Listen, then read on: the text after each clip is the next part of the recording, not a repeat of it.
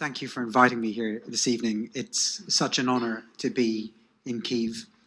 This is my first public event since leaving Downing Street, and there's no place I'd rather begin. And that is because in the darkest of times, this country gave the world something very precious, which was hope. Because when everyone thought that collapse would happen, Ukraine stood. When cynics said democracy would fail, Ukraine showed courage. When lesser men would have fled, your president stayed. I think we are in a new era, in a very different era. I don't know when it began, but I always think that the old era ended in the financial crisis. And in this era of volatility and uncertainty and insecurity, we cannot even take democracy for granted. So this here now feels like a frontier to our future. There are so many things about this era that I think are baked in, like volatility, speed of change. But that isn't and shouldn't be to be despairing about the era we're in. Understanding the world we're in is not accepting the world we're in. We have agency to try and drive change. I think in democracies, the growth of populist right isn't what's shaping this new era. I think it's feeding on people's insecurities. I think it destroys institutions. I don't think it provides answers. I think what's driving the era is the insecurity of ordinary people. And I think what good governments must do is to shape the era in their interest. And I think there are things that allies can do with Ukraine to help everyone.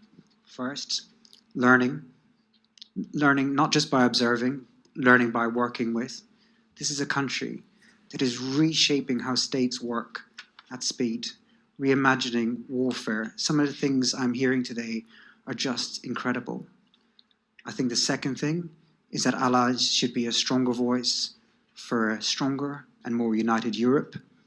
I think thirdly is that allies should work with Ukraine in defending institutions, because the answer to the era is not to accept defeat, but for free peoples everywhere to stand together and phase down that darkness. Morgan, you were talking about the financial crisis. Obviously, you've had access to and had to think through these scenarios and seen the effects of these things, probably more secretive documents than we've all had access to. You know, where do you think the darkness lies in the world at the moment? I agree with pretty much what everyone said about the pressure is everywhere. I think that the aftermath of the global financial crisis has brought enormous darkness for a lot of ordinary people in the UK. One of the most dismissive things that I think the media sometimes say about voters is that they don't have patience. It's not patience they lack, it's time.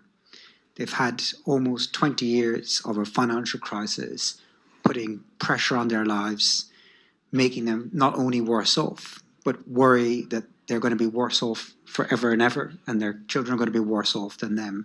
And that is a darkness. And when you see things happening like the recklessness of the Iran war now, you know who's going to pay the price for that. So I know now that in London, Keir and his ministers will be working extremely hard to alleviate that. So I think that pressure is everywhere. I think the kind of darkness that's here is different and much darker because of what the Russians have done.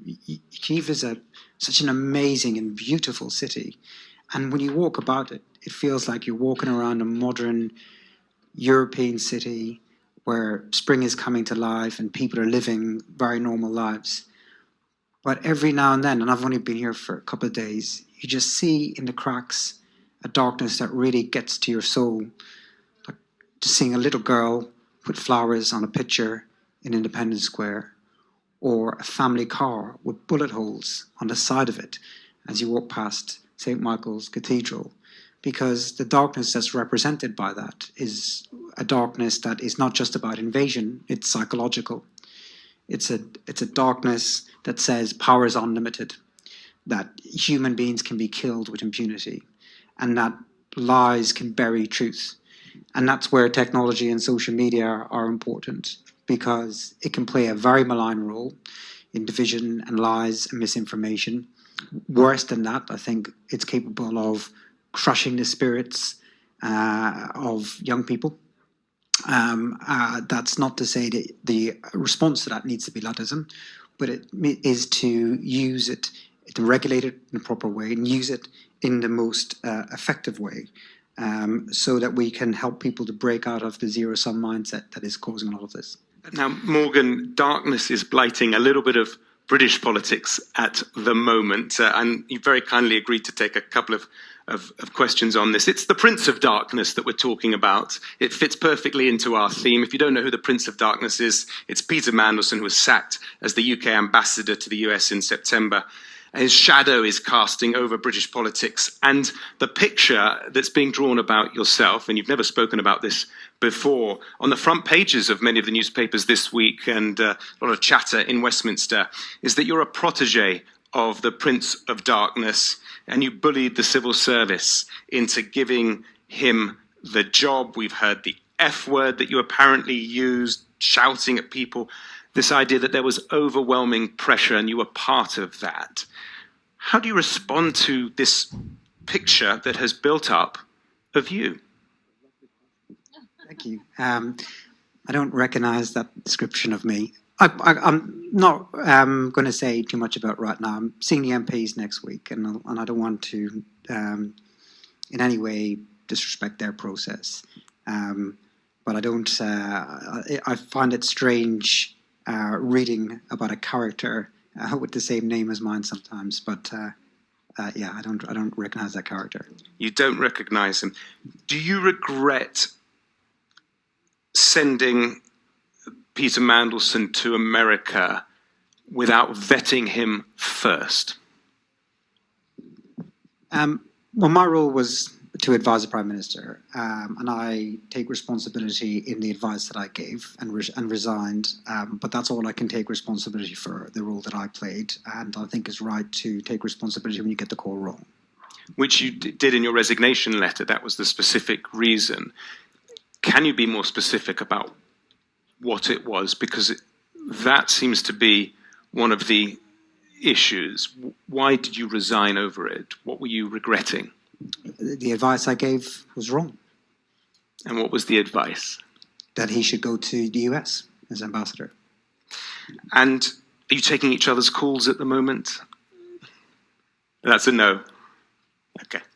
Morgan, it's very constraining when you're inside number 10. You've got a lot of bureaucracy. Now that you're out, you were to set up a think tank. You could solve whatever problem you thought was the most important to fix this in the world. Where would you focus the efforts from all that you know, from all the problems that are stuck in the world? That's a great question. Could start at home. He just gave you a business idea. So I think facing up to the challenges that are just unavoidable, aging demographics is a big one, I think, in the UK. So I think by the next decade, a quarter of the population will be over the age of 65. So how do you shape the tax system, place of work, healthcare system around that? Secondly is how you prepare a country for the transition that AI is going to bring, so that it's not imposed by either tech companies or authoritarian regimes, but actually helps everyone to understand how it works and how it can benefit people and maybe help towards some of the problems the first challenge brings.